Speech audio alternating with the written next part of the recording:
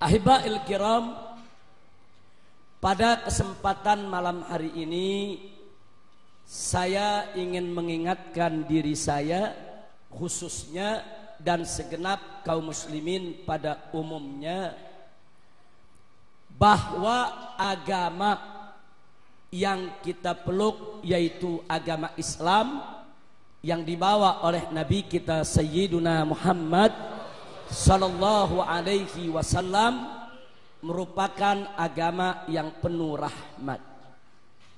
Karena memang tidaklah diutus kita punya Nabi alaihi salatu wassalam melainkan sebagai rahmat untuk semesta alam. Wallahu subhanahu wa ta'ala qala wa ma arsalnaka illa rahmatal lil alamin.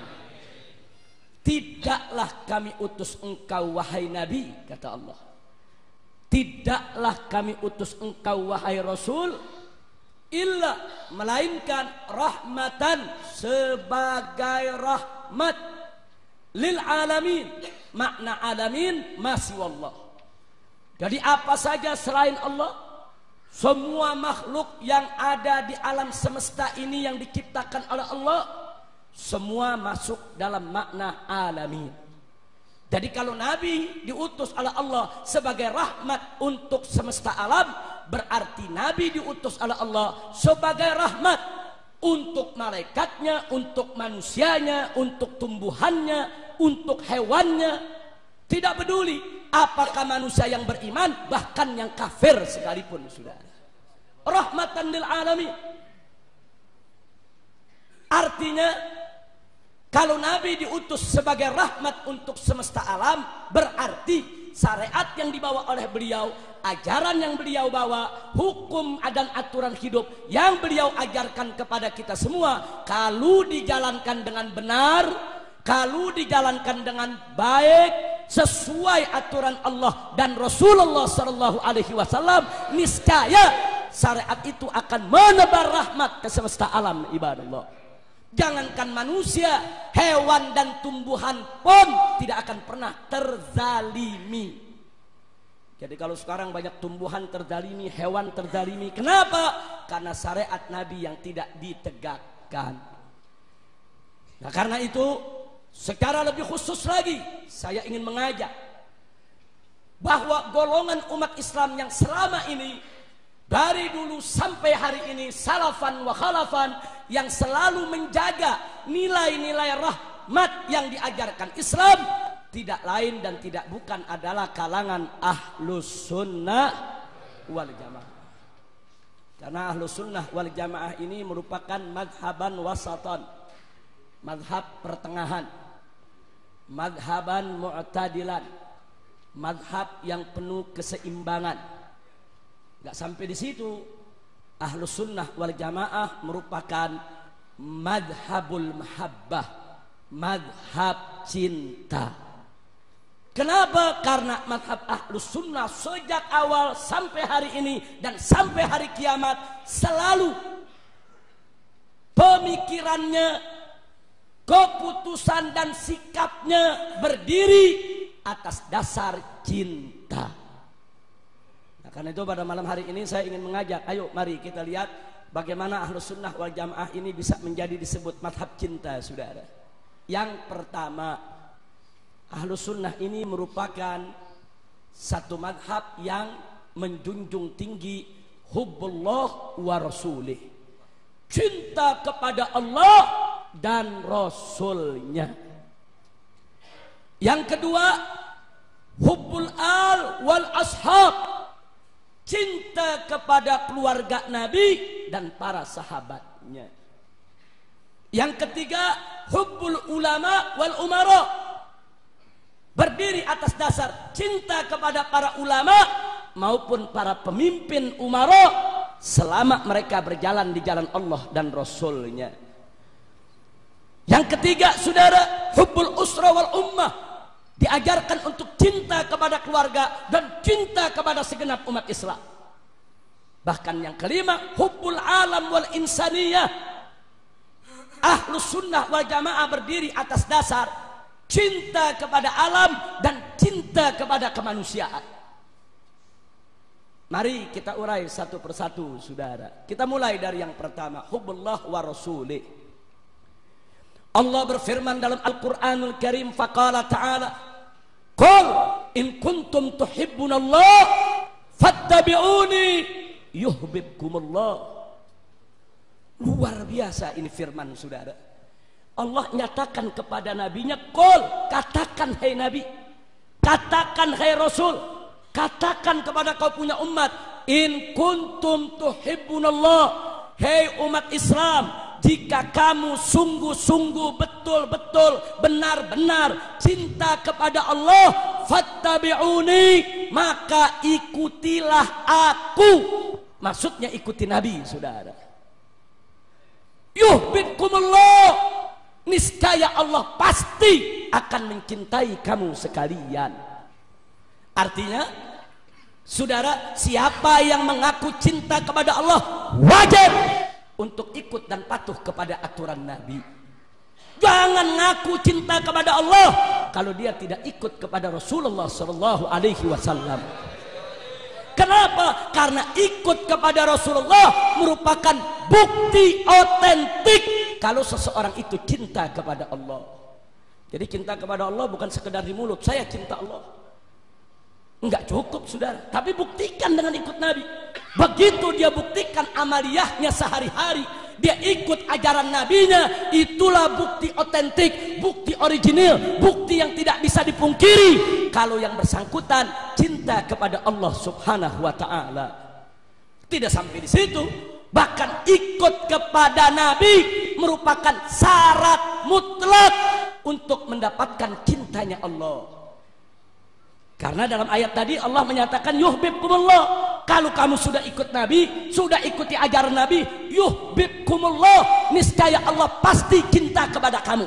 Jangan mimpi Allah cinta kepada kita, jangan mimpi kita mendapatkan cinta Allah kalau kita tidak ikut Nabi sallallahu alaihi wasallam. Jadi saya ulangi sekali lagi bahwa ikut Nabi adalah bukti cinta kepada Allah. Pada saat yang sama, ikut Nabi adalah merupakan syarat mutlak untuk mendapatkan cintanya Allah. Nah, jadi kalau kita cerita cinta Allah, cinta Nabi, ya jalani. Jadi cinta kepada Nabi pun bukan hanya sekedar kita bersolawat. Cinta kepada Nabi pun bukan hanya sekedar kita mengatakan cinta. Cinta kepada Nabi pun harus dibuktikan. Kita melaksanakan segala perintahnya, kita tinggalkan segala larangannya, semata-mata hanya untuk mendapatkan ridha Allah. Kenapa ini saya tekankan di awal ceramah ini? Karena maaf, di zaman sekarang ini masih banyak orang Islam kalau dikasih tahu hukum, kemudian dikasih dalil dari hadis Nabi, dia nggak puas, saudara. Dia ngotot minta dalil dari Al-Quran. Jadi kalau nggak ada dalil dari Al-Quran, seolah-olah dia nggak mau terima. Sudah dikasih tahu nih dalilnya dari hadis Nabi, dari perbuatan Nabi, dari ucapan Nabi. Saudara, dia nggak puas.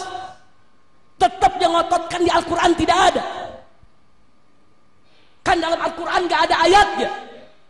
Dia lupa, saudara, bahwa sumber hukum Islam itu tidak hanya terbatas kepada Al-Quran saja. Justru sumber hukum utama setelah Al-Quran adalah sunnah hadis Nabi kita Muhammad sallallahu alaihi wasallam. Kenapa? Karena Nabi ditugaskan oleh Allah untuk menjelaskan isi kandungan Al-Quran. Allah menyatakan dalam Al-Quran, faqala ta'ala wa anzalna ilaika dzikra litubayyina linnas ma nuzila ilaihim. Wa anzalna ilaika dzikra, kami telah turunkan kepada engkau ya Rasul, hei Nabi, adzikra, yaitu Al-Quranul Karim. Untuk apa? Litubayyina linnas, untuk kau jelaskan kepada umat manusia, manusila ilaihim, apa yang diturunkan kepada mereka.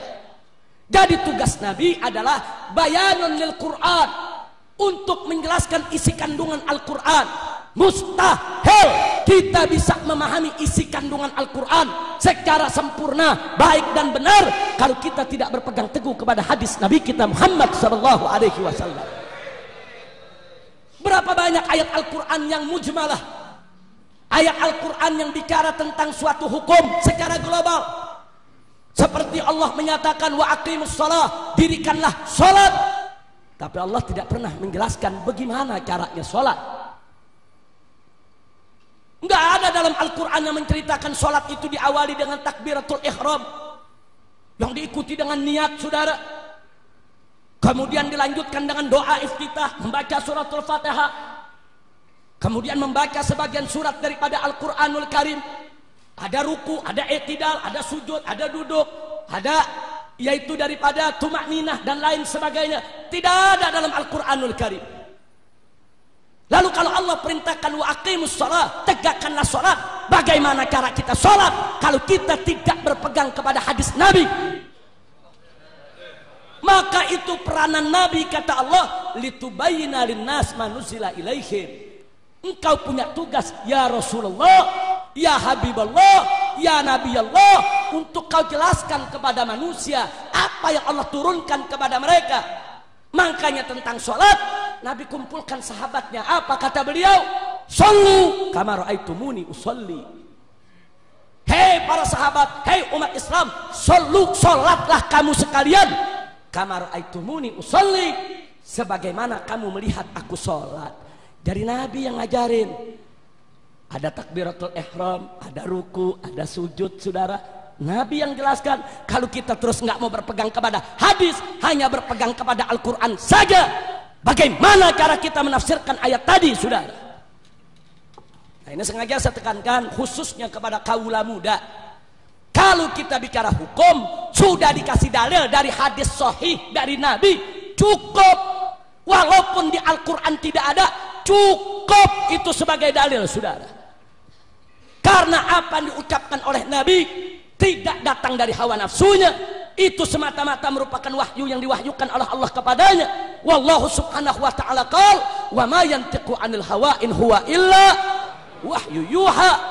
Tidaklah sekali-kali Rasulullah sallallahu alaihi wasallam mengucapkan suatu ucapan dari hawa nafsunya, tidak.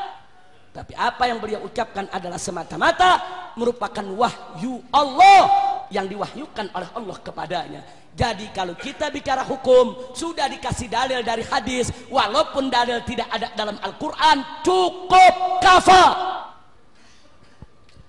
Karena hadis adalah sumber hukum kedua setelah Al-Quranul Karim. Ada lagi di dalam Al-Quran ayat-ayat yang mutlaqah, ayat-ayat yang bicara hukum, tapi nggak ada penjelasan tentang batasannya, saudara. Seperti Allah berfirman dalam Al-Quranul Karim, faqala ta'ala wasariqu wasariqatu faqta'u aydiyahuma. Pencuri laki-laki dan pencuri perempuan, potonglah tangan mereka. Ya, pencuri harus dipotong tangan. Tapi Allah nggak jelaskan yang dipotong tangan yang mana. Yang dipotong itu batas tangannya sampai mana? Apakah jarinya saja? Apa sampai pergelangan tangan? Apa sampai siku?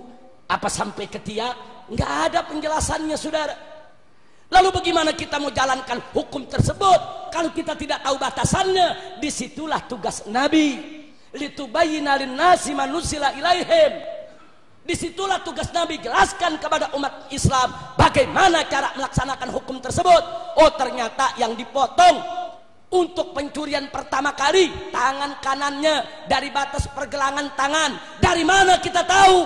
Dari penjelasan dan amal perbuatan Nabi kita Muhammad sallallahu alaihi wasallam. Enggak sampai di situ, saudara. Berapa banyak di dalam Al-Quran ayat-ayat yang amah, umum. Kalau kita jadikan sembarangan sebagai dalil, bisa rusak syariat ini, saudara. Seperti firman Allah dalam Al-Quranul Karim, faqala ta'ala qul man harrama zinatallah allati akhraja li ibadih. Allah menyatakan, katakanlah, siapa yang mengharamkan perhiasan Allah yang Allah keluarkan untuk hamba-hambanya. Kalau kita hanya berpegang kepada ayat ini saja, maka semua perhiasan untuk semua umat Islam, laki maupun perempuan, halal. Tidak ada yang haram, saudara. Allah yang menyatakan, qul man harrama zinatullah allati akhraja li ibadihi. Ini ayat namanya ayat umum. Kalau kita hanya berpegang kepada ayat ini saja, saudara, perhiasan apa saja, termasuk emas dan sutra, bagi perempuan, bagi laki-laki, halal. Tapi suatu ketika Nabi kasih tahu kepada para sahabat. Nabi pegang di tangan kanannya emas, Nabi pegang di tangan kirinya sutra. Kemudian Nabi mengatakan alaihi salatu wassalam, hadani haramani lidzukuri ummati. Kedua benda ini, kedua barang ini, emas dan sutra, haram bagi kaum laki-laki umatku. Subhanallah. Dari situ kita tahu ternyata ayat tadi sifatnya umum. Semua perhiasan halal, kecuali siapa yang mengecualikan? Nabi kita Muhammad sallallahu alaihi wasallam. Kalau kita tidak berpegang kepada hadis, kalau kita tidak ikut Nabi, kalau kita tidak patuh Nabi, kalau kita tidak taat Nabi, maka pengecualian tadi hilang dari benak kita, saudara. Betapa berbahayanya, rusak syariat Islam kalau umat Islam hanya berpegang kepada Al-Quran tapi nggak mau berpegang kepada penjelasan nabinya. Padahal Nabi kita Sayyiduna Muhammad Sallallahu alaihi wasallam adalah manusia yang paling paham, paling mengerti akan isi makna kandungan Al-Quranul Karim. Tidak ada satu manusia pun di atas muka bumi ini, di alam semesta ini, yang lebih paham, yang lebih mengerti apa maksud isi kandungan Al-Quran yang lebih daripada Nabi kita Muhammad Sallallahu alaihi wasallam. Nah, jadi ayat-ayat semacam itu dalam Al-Quran banyak, saudara. Nggak sampai di situ, saudara. Kadang-kadang dalam Al-Quran ada suatu hukum yang nggak berlaku lagi. Kita nggak bakal tahu kalau kita nggak lihat penjelasan Nabi. Lihat dalam surat Al-Baqarah ada ayat wasiat, saudara. Allah kasih tahu umat Islam, kutiba alaikum idza hadara ahadakumul maut in taraka khairan al-wasiyah lil walidaini wal aqrabina bil ma'ruf haqqan 'alal muttaqin. Ini ayat wasiat di mana diwajibkan orang beriman untuk menulis wasiat kalau dia punya harta. Wajib dia tulis wasiat untuk kedua orang tua, untuk kerabat dia, saudara. Wajib. Kalau disebut wajib, berarti kalau nggak dilaksanakan berdosa, saudara. Tapi kemudian turun surat An-Nisa ayat 11 dan 12. Allah ringkikan bagian ahli waris.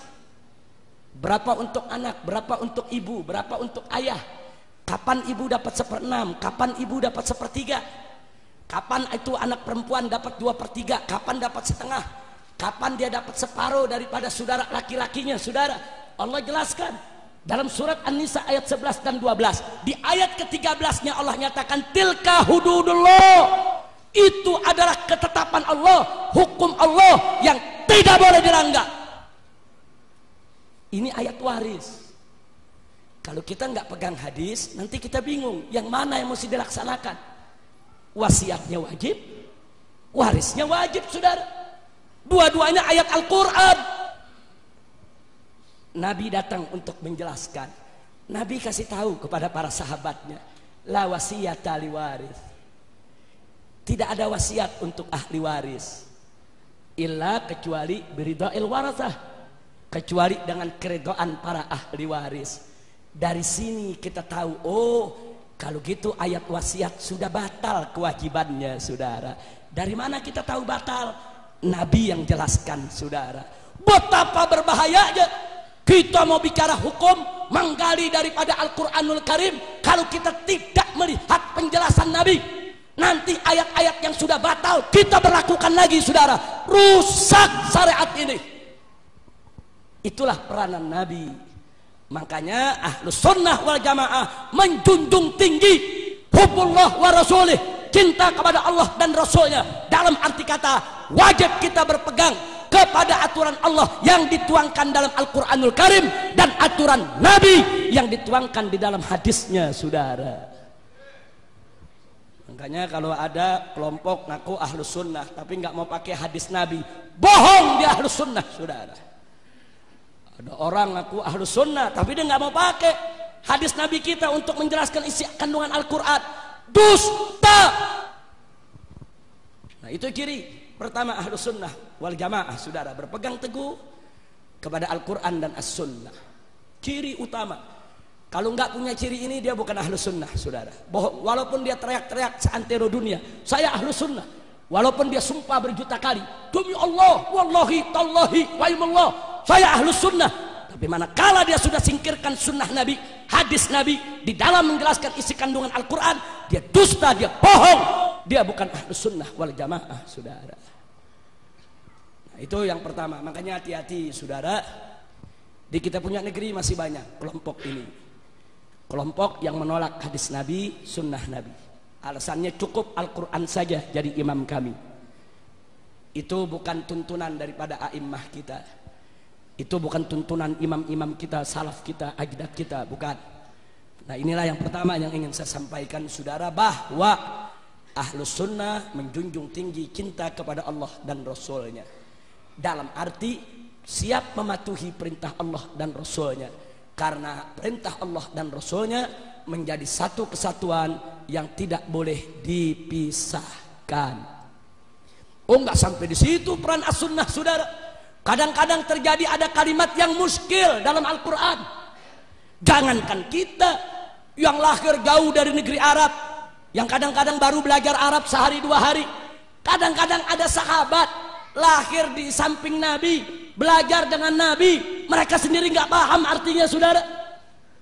Akhirnya mereka bertanya kepada Nabi. Ini terjadi berkenaan dengan ayat yang menceritakan, saudara, di mana Allah membolehkan kepada orang beriman untuk makan dan minum di malam hari bulan Ramadan. Allah nyatakan, faqala ta'ala, kulu washrabu hatta yatabayyana lakumul khaytul abyadu minal khaytil aswadi minal fajri thumma atimmus siyama ilal lail. Sadaqallahul azim. Allah nyatakan apa? Hei orang beriman, kulu washrabu, makanlah kamu, minumlah kamu. Minum di malam hari bulan Ramadan, makan, minum, gak apa-apa, terusin. Sampai kapan?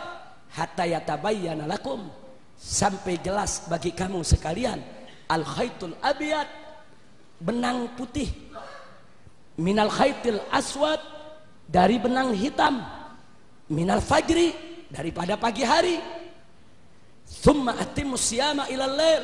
Nah, kalau benang putih dan benang hitam sudah jelas bagi kamu, maka mulailah kamu berpuasa sampai malam. Saudara, begitu ayat ini turun, ada seorang sahabat berusaha untuk menafsirkan sendiri.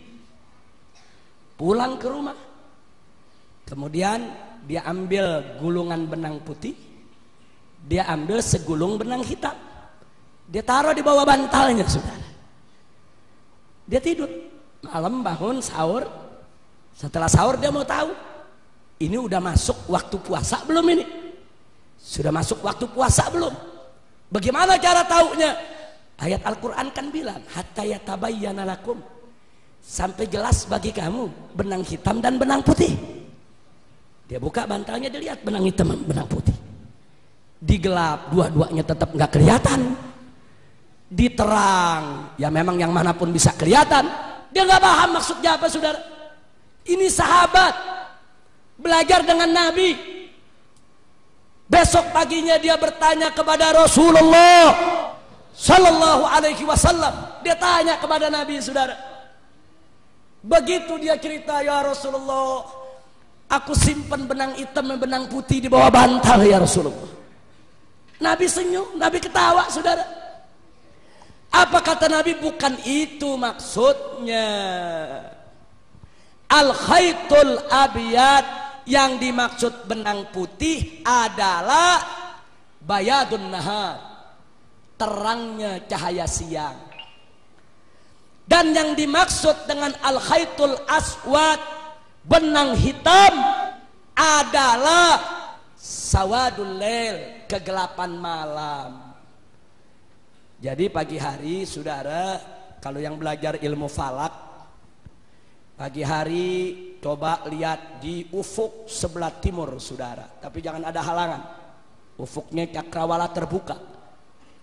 Nah itu kalau gelapnya malam dengan terangnya pagi masih saling mendominasi, ntar kelihatan gelap, ntar sedikit kelihatan terang, ntar gelap lagi, itu namanya fajr kadzib. Itu fajar bohong, belum subuh tuh. Nah tapi begitu yang gelap sama yang terang, nah, sudah tidak saling mendominasi. Kalau diperhatikan dengan teliti, seolah-olah di sana ada satu garis memanjang yang memisahkan antara terangnya siang dengan gelapnya malam. Itulah yang disebut al-fajrus shadiq. Itu disebut fajar betul. Itulah awal masuk subuh. Itulah awal kita berpuasa. Jadi ini sahabat diterangin sama Nabi begitu, baru dia paham saudara. Luar biasa artinya apa? Berarti saudara, peran Nabi di samping meringkikan hukum yang masih global, memberikan batasan kepada hukum yang masih mutlak, memberikan penjelasan tentang adanya pengkhususan dari hukum yang umum, dan memberikan penjelasan tentang terjadinya pembatalan hukum, juga menjelaskan kata-kata yang sulit dipahami oleh bangsa Arab saudara. Alhamdulillah, nggak sampai di situ. Yang terakhir dari bagian nomor 1 ini saudara, bahwa peran Nabi diantaranya adalah insya ahkamin jadidatin sakata anhal Quran, membangun hukum baru yang belum disebutkan dalam Al-Quran saudara. Di Quran gak ada. Seperti apa?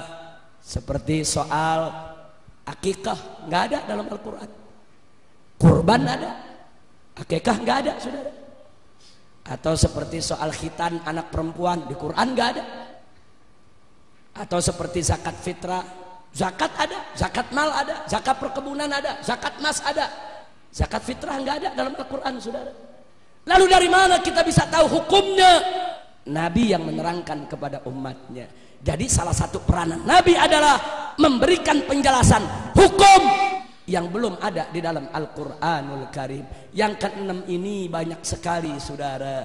Itulah yang tadi saya sebutkan. Kalau nanya hukum kepada kiai, nanya hukum kepada habib, nanya hukum kepada syekh, nanya hukum kepada ulama, dikasih dalil hadis, walaupun tidak ada dalam Al-Quran, selama hadis itu sahih, cukup. Itu merupakan dalil hukum buat kita semua saudara. Kira-kira jelas tidak?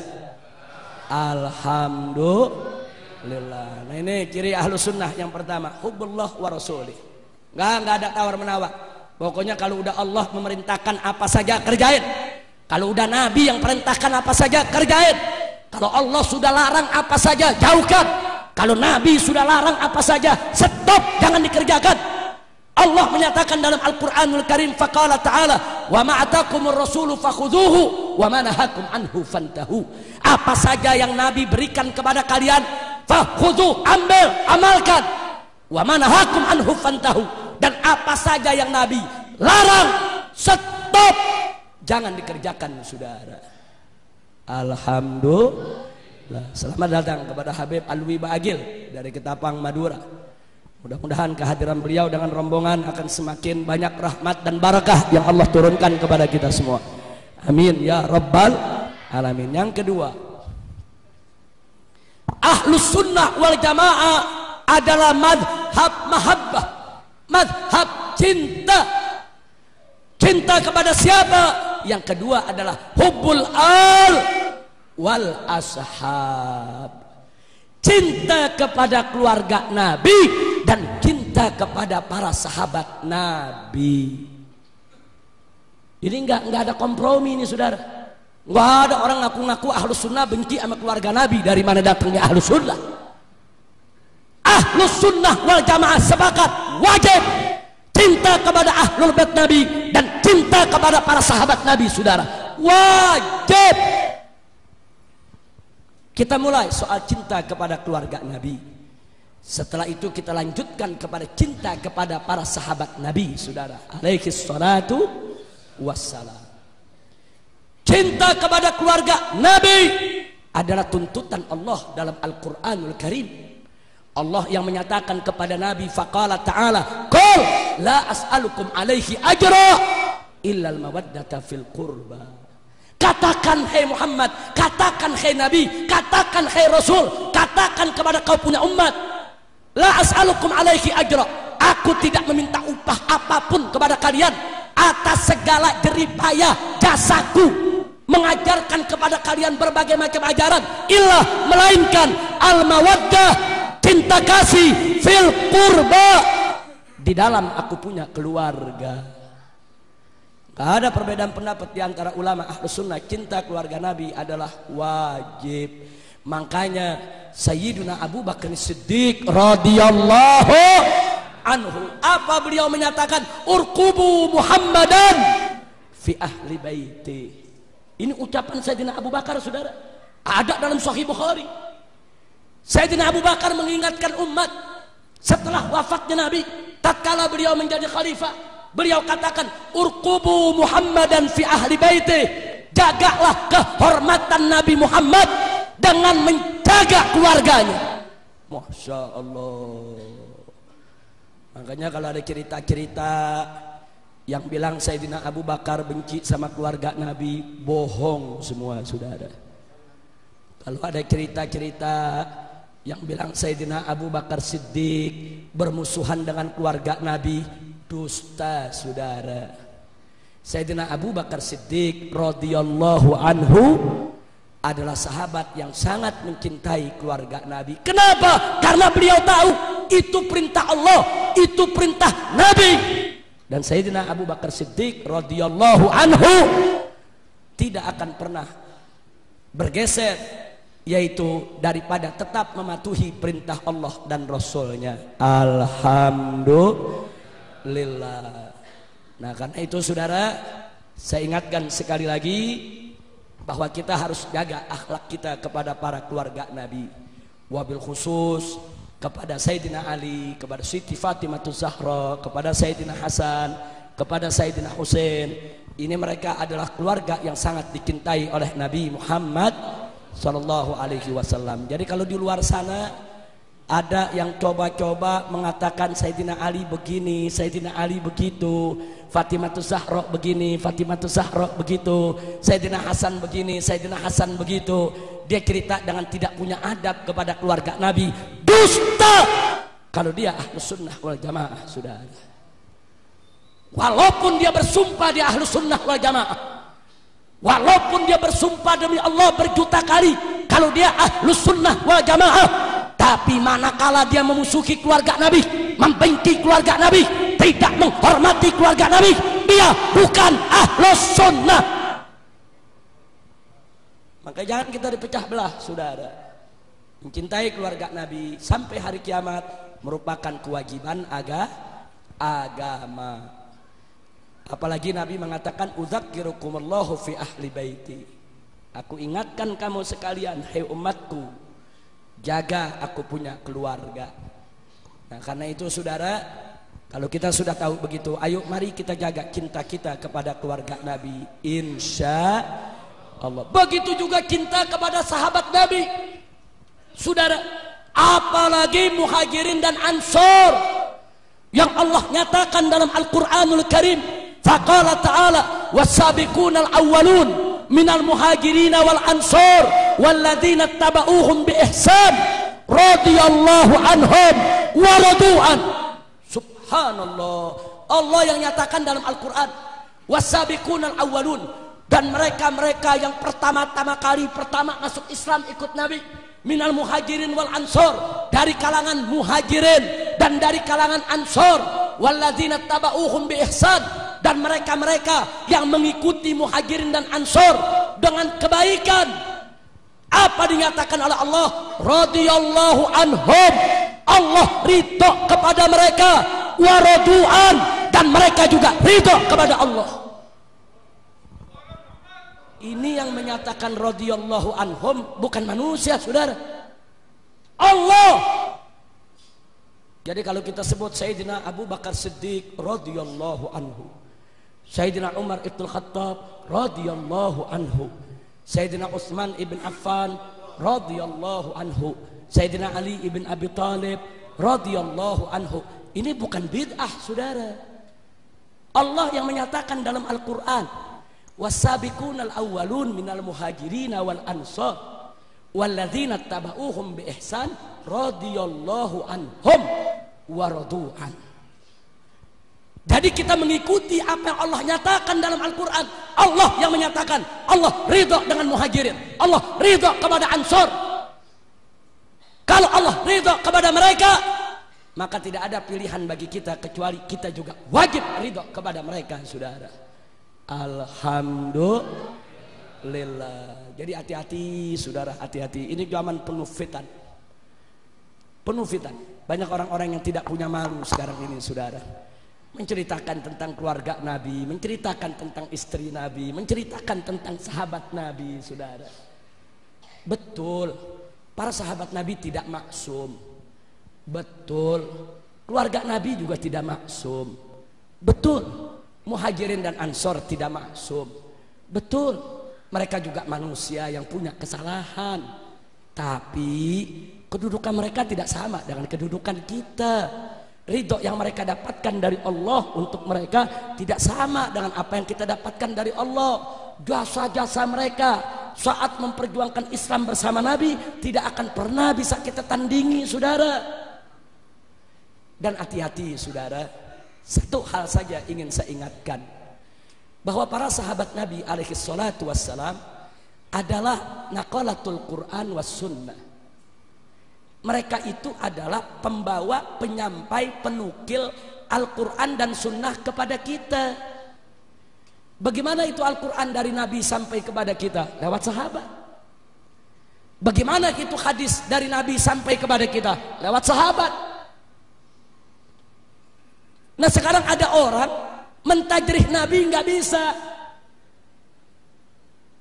meragukan kebenaran sabda Nabi nggak bisa. Tapi bagaimana caranya supaya sabda Nabi itu diragukan? Ragukanlah para sahabatnya. Ini yang berbahaya, saudara. Jadi kalau sudah sahabat Nabi kita tidak percaya, kita curigai, lalu bagaimana dengan Al-Quran dan hadis yang dari Nabi kepada kita lewat mereka? Kalau para sahabat Nabi tidak bisa dipercaya, kalau para sahabat Nabi patut dicurigai, kalau para sahabat Nabi tidak jujur dan amanat, berarti Al-Quran dan hadis yang sampai kita penuh kecurigaan, saudara. Hati-hati, hati-hati, saudara. Ya, mereka punya salah, tapi kesalahan mereka bukan untuk kita pergunjingkan, berbahaya.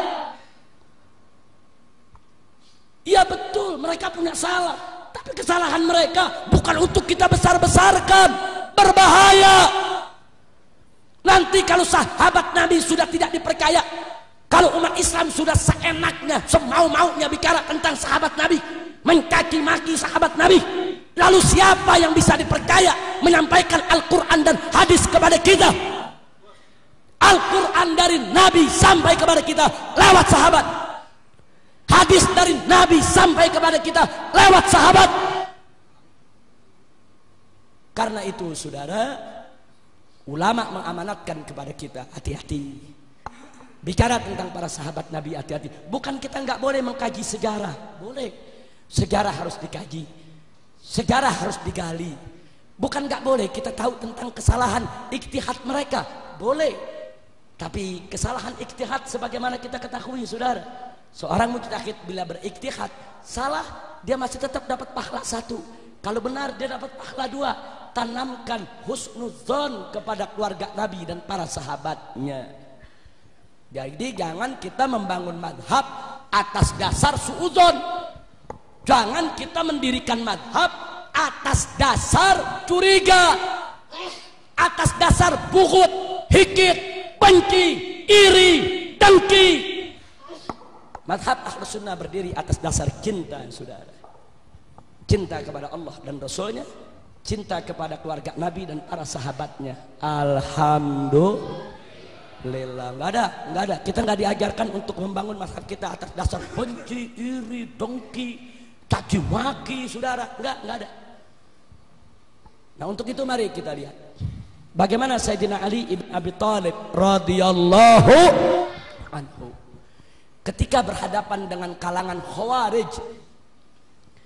Ini Khawarij nggak tanggung-tanggung, saudara. Bukan hanya mencaci maki Sayyidina Ali, bahkan mengkafirkan Sayyidina Ali. Mereka kafirkan depan Sayyidina Ali, mereka kafirkan Sayyidina Ali itu kafir, kata mereka. Bukan hanya sampai mengkafirkan, bahkan mereka menghalalkan darah Sayyidina Ali untuk ditumpahkan, saudara. Sayyidina Ali ketemu sama mereka. Sayyidina Ali dengar bagaimana mereka mencaci maki Sayyidina Ali, mengkafirkan Sayyidina Ali, menghalalkan darah Sayyidina Ali. Kemudian Sayyidina Ali ditanya oleh para sahabatnya, bagaimana nih mereka hukumnya? Apa mereka kafir? Apa mereka munafik? Apa jawab Sayyidina Ali? Hum ikhwanuna bagaw alaina. Subhanallah. Mereka saudara kita, cuma mereka membangkang kepada kita. Subhanallah, jawaban yang penuh adab, jawaban yang penuh akhlak, jawaban saudara yang penuh tata krama luar biasa. Saya mau tanya jujur, kalau Anda di zaman sekarang ketemu orang depan muka Anda mengatakan lu kafir, lu boleh dibunuh, kira-kira bagaimana Anda bilang? Anda ditanya tuh orang bagaimana, ngafirin lagi ya? Lu ketika lu yang kafir, kan begitu. Dia udah ngafirin kita, ngalarin darah kita, saudara. Enggak, Sayyidina Ali enggak mengatakan mereka kafir, tidak. Bahkan Sayyidina Ali mengatakan kepada mereka, kami tidak larang kalian sholat di masjid kami. Kami tidak larang kalian berkumpul dengan kami. Dan kami tidak akan angkat senjata kepada kalian selama kalian tidak angkat senjata kepada kami. Subhanallah. Makanya Khawarij nggak pernah diperangi oleh Sayyidina Ali kecuali setelah mereka angkat senjata, saudara. Begitu mereka angkat senjata, begitu mereka mengganggu orang-orang beriman, begitu mereka seenaknya membunuh kaum muslimin, diperangi oleh Sayyidina Ali, saudara. Tapi saat mereka belum angkat senjata, diajak dialog oleh Sayyidina Ali. Kenapa kalian kafirkan aku?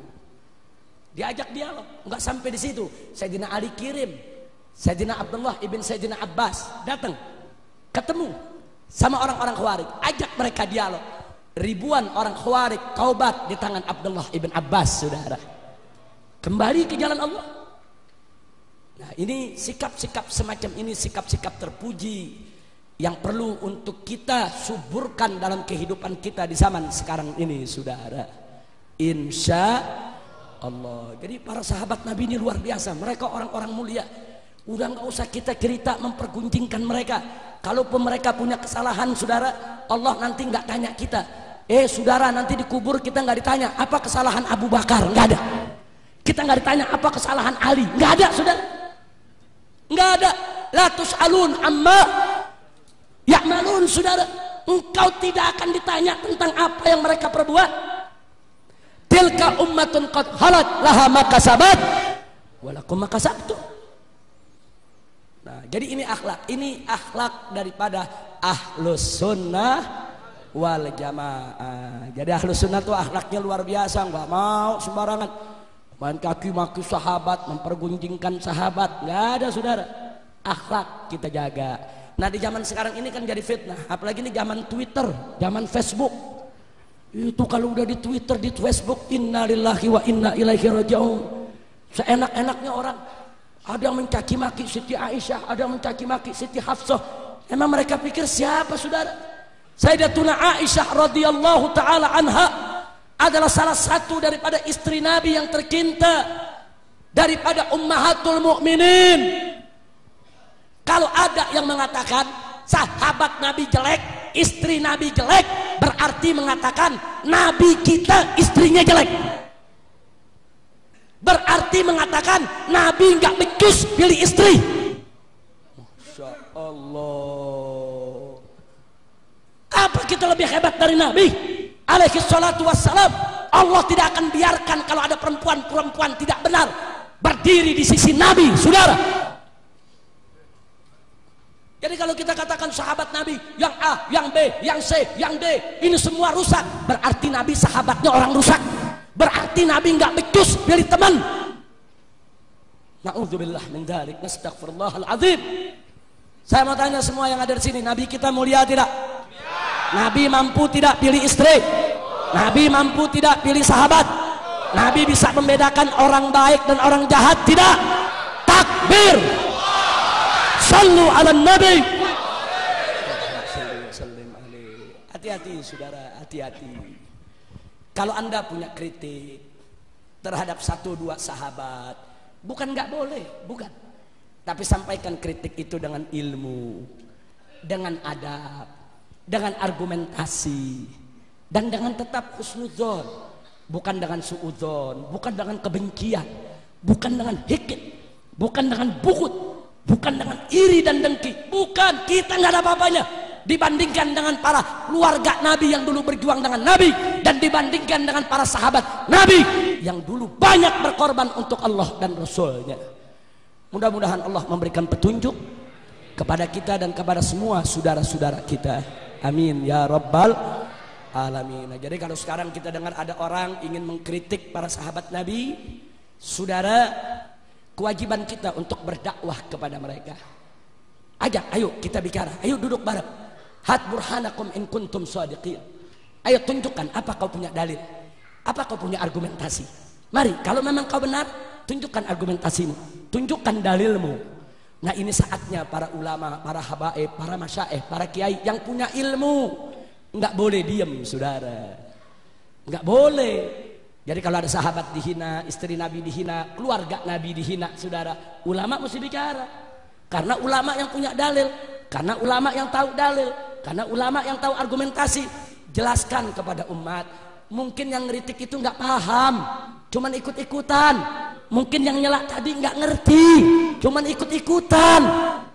Yuk kita ajak. Kenapa kau bilang Sayyidina Ali begini? Kenapa? Apa dalilmu? Kenapa kau katakan Siti Fatimah begini? Kau baca kitab apa? Kenapa kau katakan Siti Aisyah begini dan begitu? Apa sih argumentasimu? Tanya. Beri kesempatan dia bicara, saudara. Oh, saya baca di buku anu begini. Coba mana bukunya? Ayo sama-sama kita lihat. Nih, saya juga punya buku nih. Ini cerita yang sebenarnya. Itu cerita nggak benar. Jadi orang insya Allah akan sadar kembali ke jalan yang benar, saudara. Insya Allah. Nah, jadi ini tugas ulama. Tapi kalau yang bukan ulama jangan sok berdebat. Kalau nggak tahu sok berdebat lagi. Ya akhirnya tonjok-tonjokan, saudara. Jangan, kalau nggak punya dalil bukan ulama udah diam. Serahkan aja kepada ulamanya, biarkan ulamanya menjelaskan kepada umat. Insya. Maka itu saya mau tanya semua yang ada di sini, siap cinta kepada Allah, siap cinta kepada Rasul, siap cinta kepada Ahlul Bait, siap cinta kepada para sahabat. Takbir. Sallu ala Nabi. Allahumma salli wa sallim alaihi. Yang ketiga, Ahlus Sunnah wal Jamaah membangun madhabnya atas dasar hubbul ulama wal umaro, cinta kepada ulama dan penguasa. Tapi jangan salah paham, cinta kepada penguasa bukan berarti ngejilat pemerintah, bukan. Nah, ini kadang-kadang di pojok salah paham, kok ulama umaro dicintai. Nah, maksudnya cinta kepada ulama dan umaro selama mereka berjalan di jalan Allah dan Rasulnya. Makanya kita mau kasih tahu pemerintah, beruntung Indonesia ini mayoritas Ahlus Sunnah wal Jamaah. Pemerintah beruntung karena ajaran Ahlus Sunnah itu kita mesti tunduk sama pemerintah. Kita nggak boleh lawan pemerintah, saudara, kecuali kalau pemerintah sudah keluar dari jalan Allah dan Rasulnya. Jadi sebetulnya pemerintah di Indonesia enak, udah jangan langgar syariat, titik, rakyat wajib taat, selesai, saudara. Ini kan kadang-kadang yang jadi masalah kan pemerintahnya yang langgar syariat. Ini yang jadi persoalan, saudara. Padahal dengan penduduk mayoritas Ahlus Sunnah wal Jamaah, pemerintah Indonesia diuntungkan karena bagian daripada ajaran Ahlus Sunnah wal Jamaah tidak boleh sembarangan untuk kita menggulingkan suatu pemerintahan, saudara, kecuali sangat darurat. Bahkan Nabi pernah sampaikan kepada para sahabatnya, nanti akan datang suatu zaman, kalian ini hai umat Islam akan dipimpin oleh orang-orang yang buruk akhlak, jelek tingkah lakunya. Kemudian sahabat bertanya, apa kita gulingkan dia ya Rasulullah? Apa kita angkat senjata, kita berontak, kita gulingkan? Apa jawab Nabi? La maqamas shalah. Jangan, selama dia masih mendirikan sholat. Kalau udah nggak sholat baru rubuhin, saudara. Kalau dia masih sholat jangan dulu, kasih nasihat, kasih peringatan. Nah, ini yang perlu kita sampaikan. Jadi sebetulnya Ahlus Sunnah wal Jamaah itu indah. Kita bukan teroris, kita bukan pembangkang, bukan. Kita nggak pernah mau lawan pemerintah, enggak. Kita nggak pernah mau gulingkan pemerintah, tidak. Kita bukan politisi, kita hanya menginginkan pemerintah kita tunduk kepada hukum Allah dan Rasulnya. Insya Allah. Begitu juga ulama. Wajib umat Islam patuh kepada ulamanya, cinta kepada ulamanya. Bagaimana tidak? Allah nyatakan dalam Al-Quranul Karim, faqala ta'ala yarfa'illahu alladhina amanu minkum walladhina utul ilma darajat. Allah meninggikan kedudukan orang-orang beriman di antara kamu dan orang-orang yang memiliki ilmu. Allah tinggikan kedudukan mereka beberapa derajat. Kalau ulama ditinggikan derajatnya oleh Allah, maka umat Islam wajib meninggikan derajat para ulama sebagaimana Allah meninggikan derajat mereka. Wajib umat Islam memuliakan para ulama sebagaimana Allah memuliakan mereka, saudara.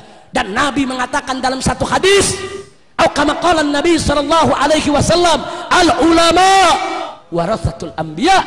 Ulama itu adalah pewaris Nabi.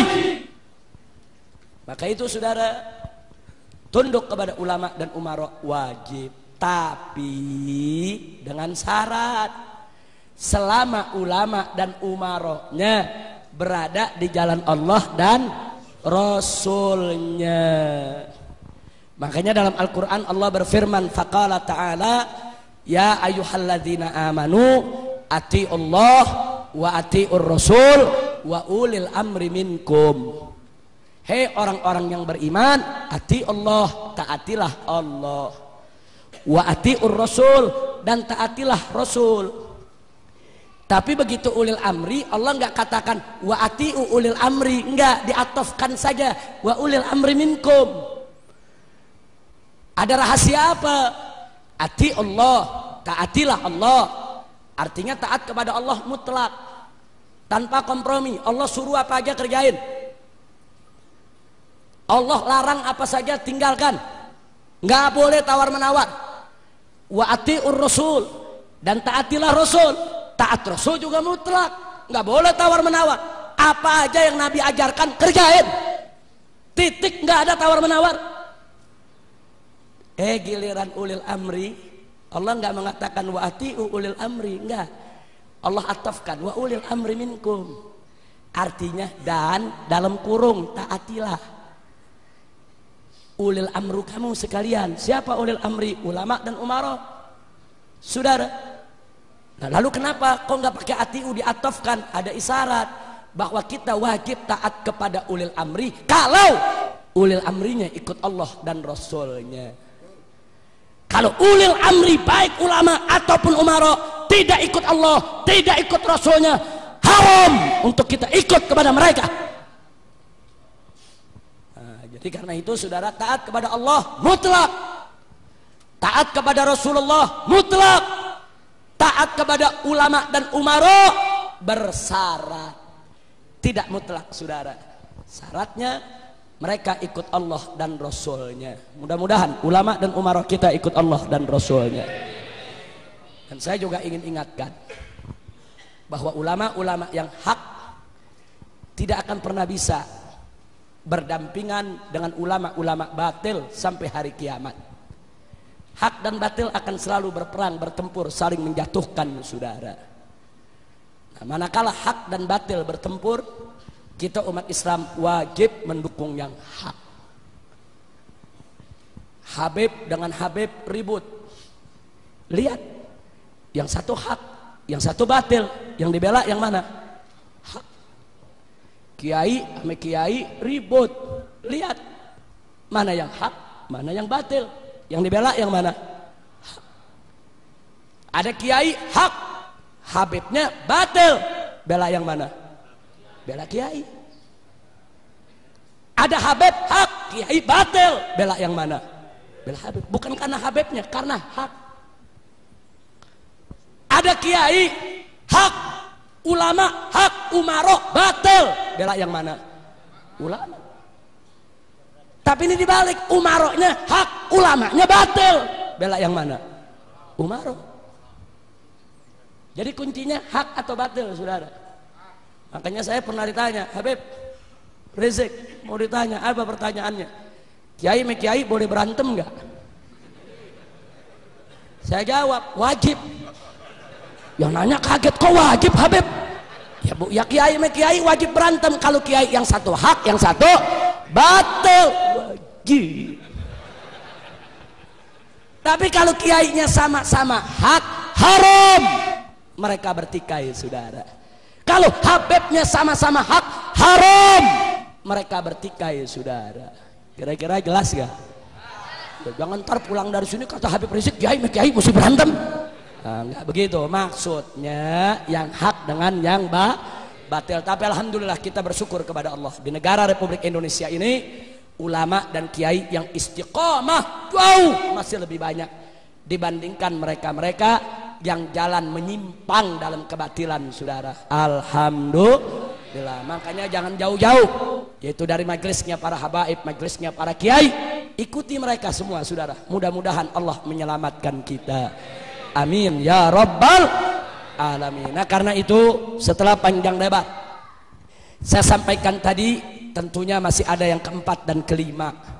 Yang keempat dan kelima saya tidak bahas lagi, saudara, tapi saya hanya sekedar mengingatkan, Ahlus Sunnah wal Jamaah wajib cinta kepada kedua orang tuanya, cinta kepada keluarganya, dan cinta kepada segenap umat Islam. Kenapa ini saya tekankan soal orang tua?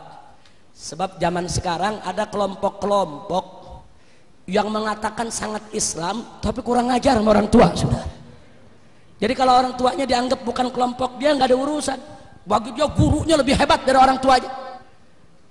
Kadang-kadang, saudara, dia tidak menghormati orang tua, sampai-sampai anak perempuan yang ikut majelis tersebut mau kawin, cukup ustadznya aja yang kawinin, nggak ada urusan sama bapak sama ibunya.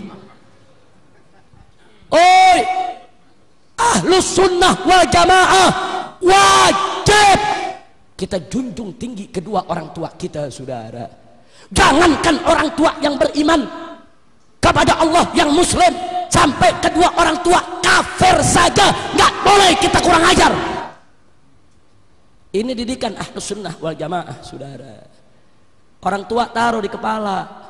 Selama orang tua kita tidak memerintahkan kita maksiat kepada Allah, wajib untuk kita ikuti, kita patuhi, saudara. Orang tua kita itu kunci kita masuk surganya Allah. Ridha Allah fi ridhal walidain. Ridha Allah itu ada di ridha kedua orang tua. Dari mana itu majelis-majelis atau organisasi-organisasi atau kelompok-kelompok yang seenaknya memisahkan anak dari orang tuanya, mengajarkan anak kurang ngajar kepada orang tua? Ahlus Sunnah wal Jamaah menjunjung tinggi kedua orang tua di atas kepala, saudara. Jangankan beriman, kafir sekalipun nggak boleh kita kurang ajar, saudara.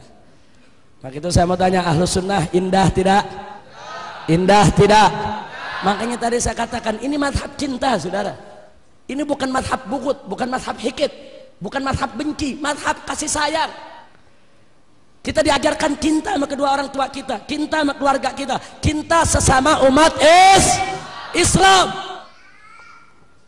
Sampai-sampai saudara, Nabi mengatakan kepada para sahabat, unsur akhaka zaliman au mazluman. Kata Nabi, hei umat Islam, tolonglah saudaramu yang zalim maupun yang dizalimi.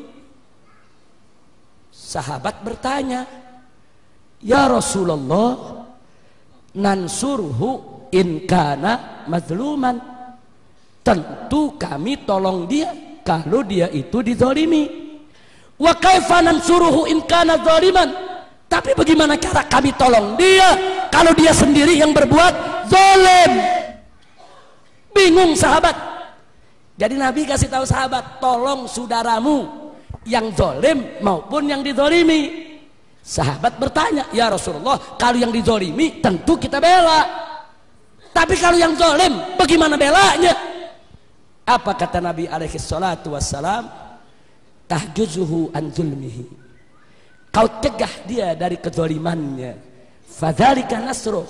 Begitulah cara menolongnya. Subhanallah. Jadi kalau ada saudara kita yang zalim, tolong. Caranya cegah dia dari kezalimannya. Ada saudara kita nenggak minuman keras, jangan ditinggal, tolong. Bagaimana nolongnya? Cegah dia, jangan sampai dia menenggak minuman keras. Jadi tolong dia bukan beliin minuman keras. Kalau ada saudara kita judi, tolong cegah dia dari perjudiannya. Ini Nabi yang suruh saudara. Jadi jangan dulu kita mengaku bersaudara sesama orang beriman, manakala kita dapatkan saudara muslim kita berbuat maksiat, kita biarkan. Korupsi kita biarkan, judi kita biarkan, melacur kita biarkan, minuman keras kita biarkan, haram, nggak boleh. Tolong dia, selamatkan dia. Jangan lupa Nabi mengatakan saudara dalam satu hadis yang lain, masalul mu'minin fi tawadihim wa tarahumihim wa ta'atufihim kamatsalil jasadil wahid idza staka minhu udwun tada'alahu sa'irul jasadi bis-sahari wal humma.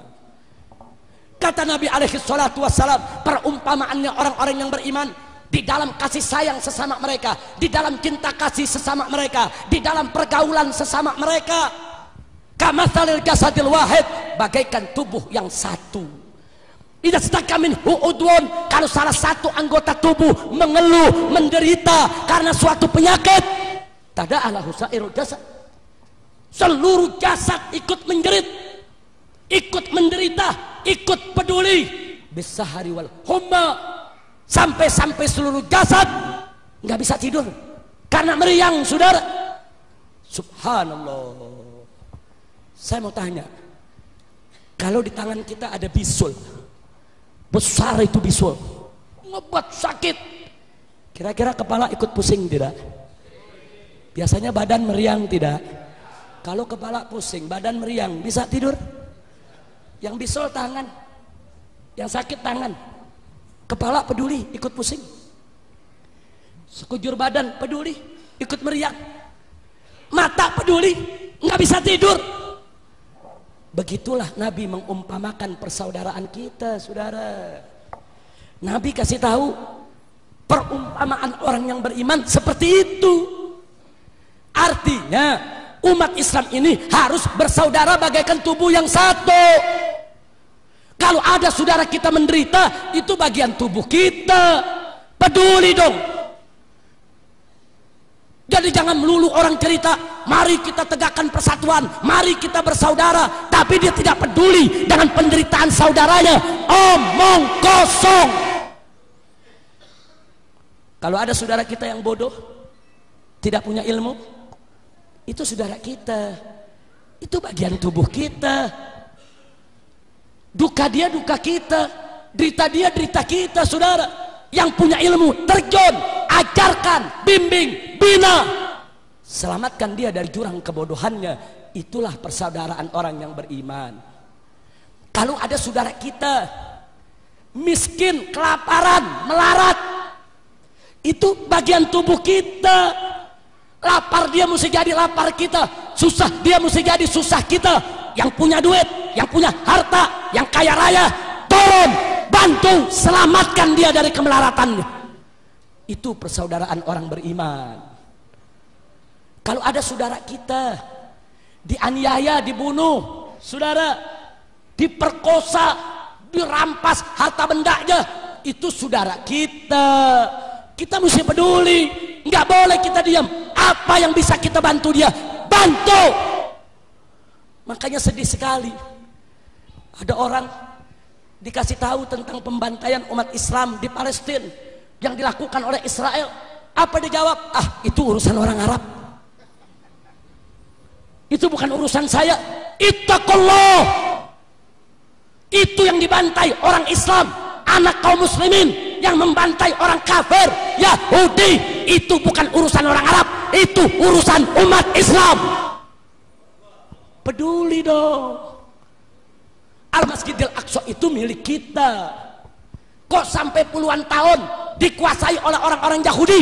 Kemana umat Islam yang saat ini di dunia jumlahnya 1,8 miliar? Kita seperti lumpuh di depan Yahudi, saudara. Innalillahi wa inna ilaihi raji'un.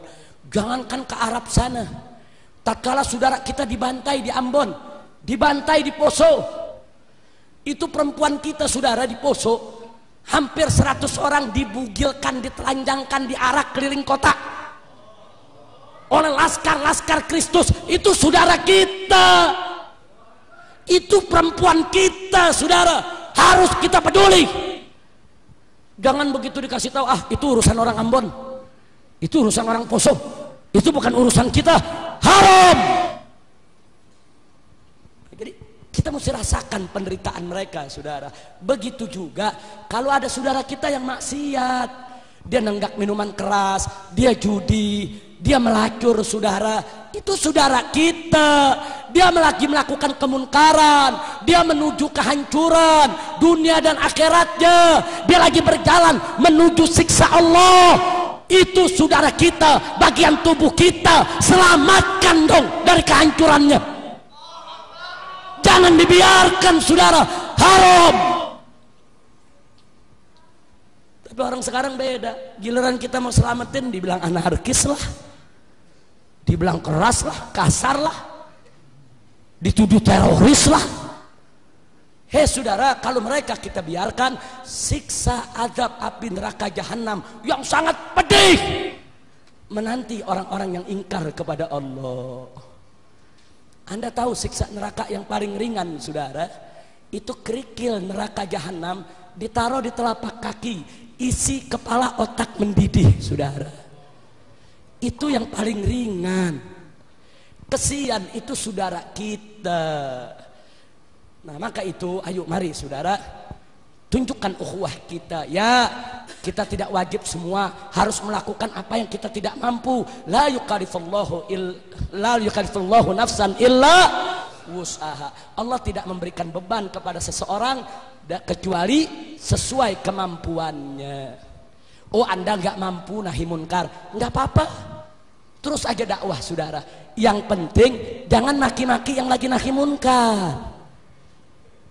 Kita bagi-bagi tugas, yang mampu dakwah, yang mampu hisbah, yang mampu jihad, saudara. Memang tidak semua orang, ada orang bagus dakwahnya, saudara, tapi begitu hisbah amar ma'ruf nahi munkar, dia tidak punya kemampuan. Kenapa? Mungkin karena faktor kesehatannya, mungkin karena faktor usianya, atau mungkin karena faktor prioritas pilihan perjuangan.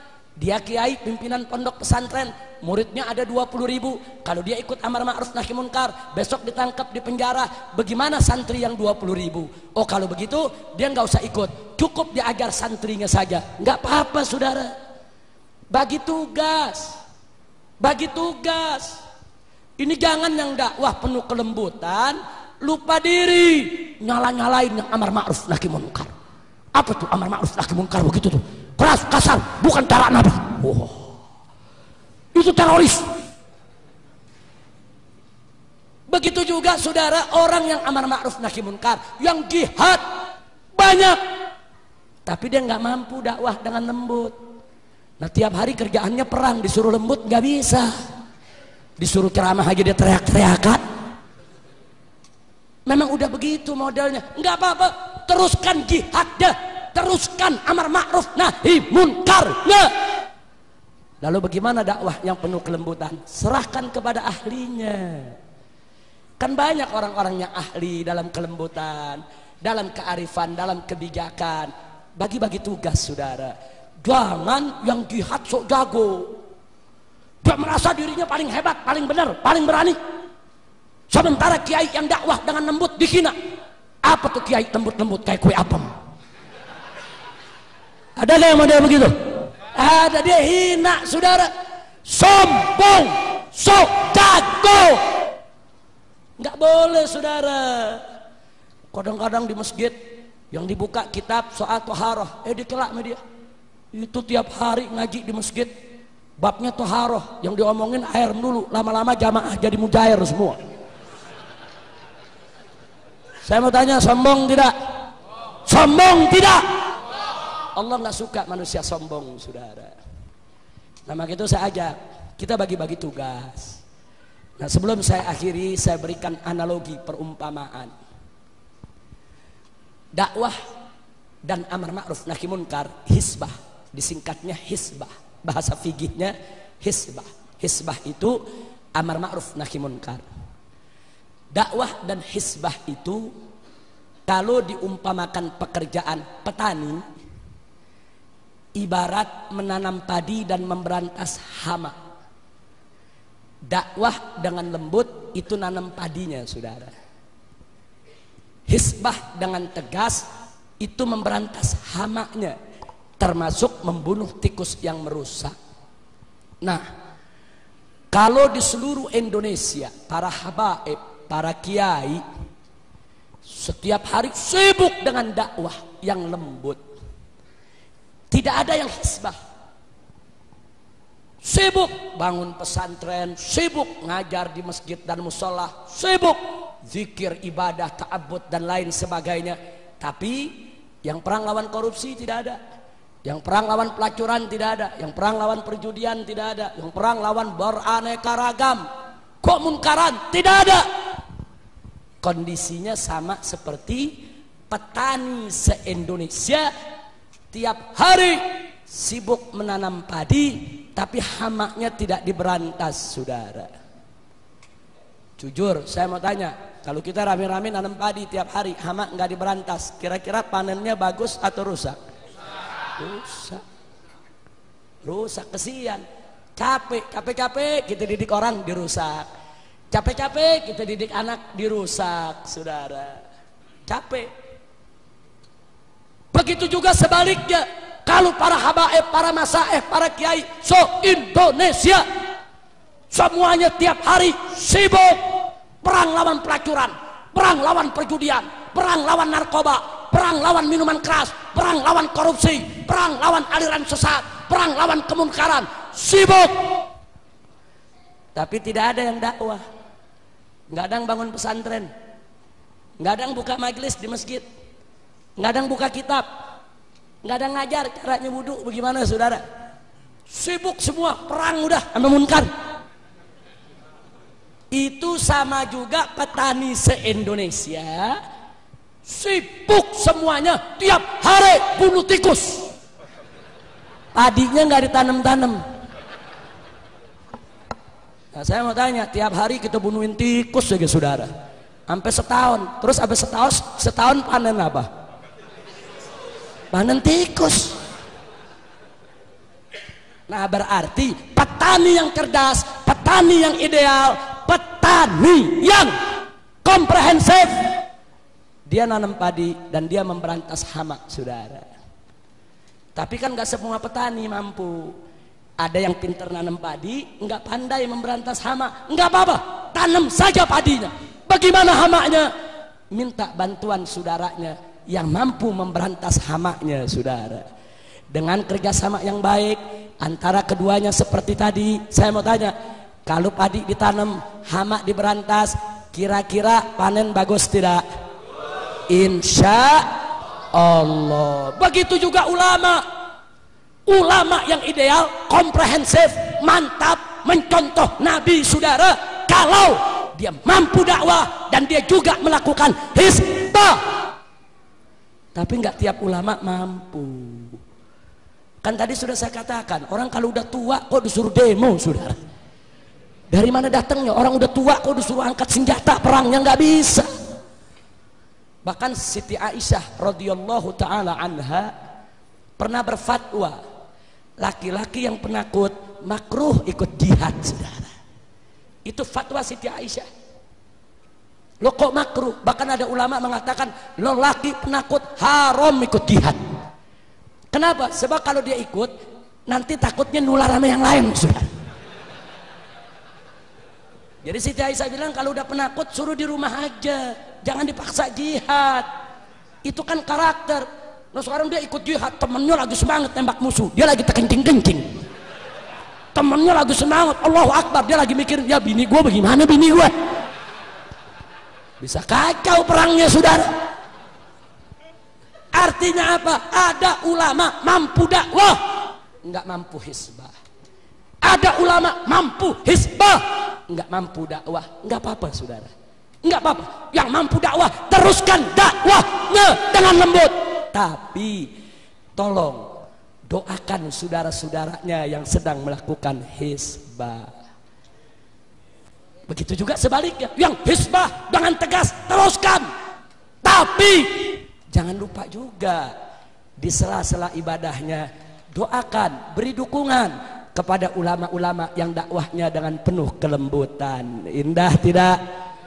Indah tidak? Jadi kalau ulama dengan ulama saling kerjasama menyempurnakan, saudara, kira-kira kita bisa jaya tidak? Bisa menang tidak? Karena itu saya mau tanya, siap bersatu? Siap berjuang bersama? Siap saling menghormati? Takbir! Sallu ala nabi. Allahumma salli wa sallim wa barik alaih. Ini udah jam berapa nih? Ngomong terus-terus sampai subuh urusannya. Masya Allah. Kira-kira yang saya sampaikan jelas tidak? Ya bukan, kalau kita mau cerita panjang sampai subuh juga nggak habis. Iya, Masya Allah. Tapi saya senang ini hari, Masya Allah, majelis serang ini mudah-mudahan oleh Allah dijadikan masjidan thayyiban, masjidan salihan, masjidan mubarakan. Amin ya rabbal alamin. Nah, sebagai penutup, saya ingin memanfaatkan kesempatan ini untuk memberikan sejumlah informasi sekaligus untuk klarifikasi, insya Allah.